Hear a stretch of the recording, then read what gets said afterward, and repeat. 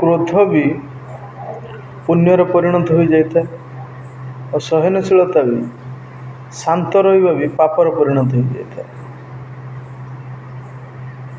କେମିତି?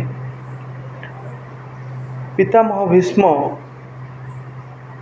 ତାଙ୍କ ଜୀବନରେ ଗୋଟେ ଛୋଟିଆ ଭୁଲ କରିଥିଲେ।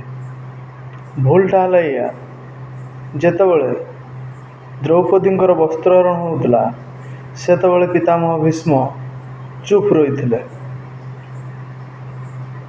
ଆଉ ଜଟାୟୁ ଯେତେବେଳେ ମାତା ଜାନକୀଙ୍କର ହରଣ ହେଉଥିଲା ସେତେବେଳେ କ୍ରୋଧ, ନିଜର ରାଗ ସେତିକା ବେଳେ ଦେଖାଇଥିଲେ।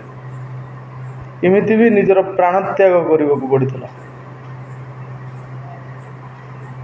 ଏଥିପାଇଁ ଜଟାୟୁକୁ ପ୍ରଭୁ ଶ୍ରୀରାମଙ୍କ କୋଳ ମିଳିଥିଲା ଆଉ ପିତାମହ ଭୀଷ୍ମଙ୍କୁ ବାଣର ସରସଜ୍ଜା ମିଳିଥିଲା।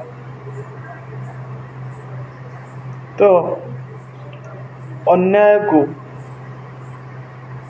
ଯଦି ଆମେ ସହନଶୀଳତା ଭାବେ ସମର୍ଥନ କରିବା, ଆମେ କହିବା ଆମେ ସହନଶୀଳତା, ଆମେ ଭଲ, ଆମେ ଶାନ୍ତ ରହିବା, ତ ପାପକୁ ଅନ୍ୟାୟକୁ ଯଦି ସପୋର୍ଟ କରିବା ବି ପାପ।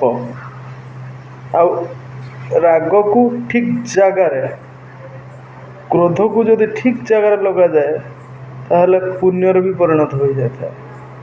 ସମସ୍ତଙ୍କୁ ଧନ୍ୟବାଦ, ସମସ୍ତଙ୍କୁ ନମସ୍କାର। ପୁଣି ଦେଖା ହେବ ଆଉ ଗୋଟେ ସୁନ୍ଦର କାହାଣୀରେ। ରହୁଛି। ଜୟ ଶ୍ରୀରାମ, ଜୟ ଜୟ ଶ୍ରୀରାମ।